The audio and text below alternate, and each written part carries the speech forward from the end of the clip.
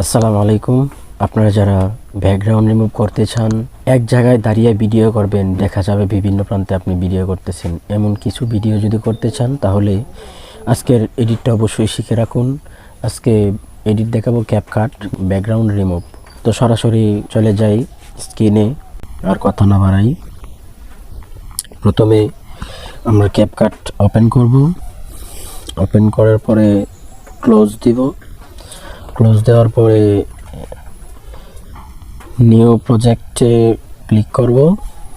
New প্রজেক্টে click করার পরে আপনি যে যে স্থানে যেতে চান সেই ভিডিওগুলো আগে নেবেন, অথবা পিকচারগুলো নেবেন। আমি পিকচার নিব, ভিডিও নিব না, তাই এটা নিলাম। ট্রাই ইট নাও।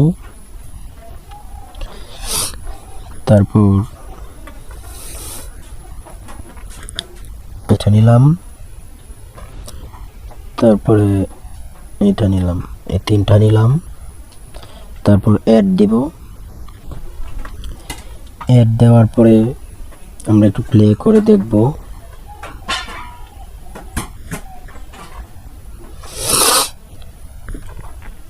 হ্যাঁ, ঠিক আছে। শেষে যে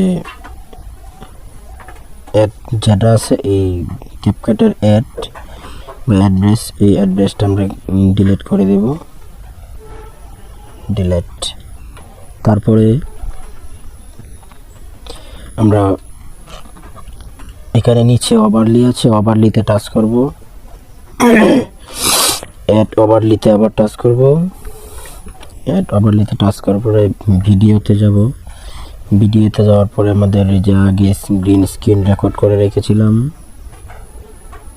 সেটাতে চাপ দিব। দেওয়ার পর অ্যাড দিব। তারপর এটা কম্প্রেসিং হবে 100%। ওভারলিতে টাচ করে ডান দিকে স্ক্রল করে এডিটে টাচ করব। তারপর গ্রুপ আছে, গ্রুপে টাচ করব। আমার যতটুকু দরকার ততটুকুই আমি বেছে নিব। তারপর টিক মার্কে। এবার আমি এটা আমার মন মতো নাড়াচাড়া করব টাচ করে।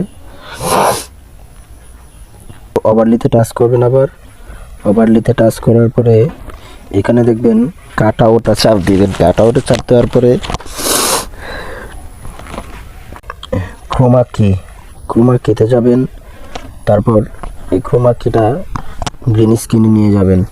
গ্রিন স্ক্রিনে নিয়ে যাওয়ার পরে ইন্টেন্সিটি আছে, ইন্টেন্সিটিতে টাচ করবেন। টাচ করার পর নিচে যে লাইনটা আছে এটা মন মতো টানবেন, যতটুকু প্রয়োজন আপনি ততটুকু রাখবেন। তারপরে শ্যাডো আছে, শ্যাডো দিবেন, ফুল করে দিবেন একেবারে। তারপর আবার এটা পিছনের যে ব্যাকগ্রাউন্ডটা আছে, যদি একদম মিশে থাকেন, এই দেখেন আমার পিছনে একদম আমি মিশে আছি, তাই স্কিনের কালার আমার চেহারায় আসছে, তাই এটা এখানে দেখা যাচ্ছে। তো আপনারা একটু দূর থেকে করবেন যাতে পিছনের ব্যাকগ্রাউন্ডের স্কিনের কালারটা আপনার চেহারার উপর না আসে। তো ভিডিওটা ঠিক এইভাবেই। তারপর আপনি ওকে টিক মার্ক দিয়ে দিবেন। দেওয়ার পরে তারপর ভিডিওটা সেভ দিয়ে দিবেন। তো বন্ধুরা, যদি আমাদের ভিডিও ভালো লাগে তাহলে অবশ্যই সাবস্ক্রাইব করে পাশে থাকবেন। যদি একটুকু উপকার হয় কমেন্ট করে জানাবেন। ধন্যবাদ।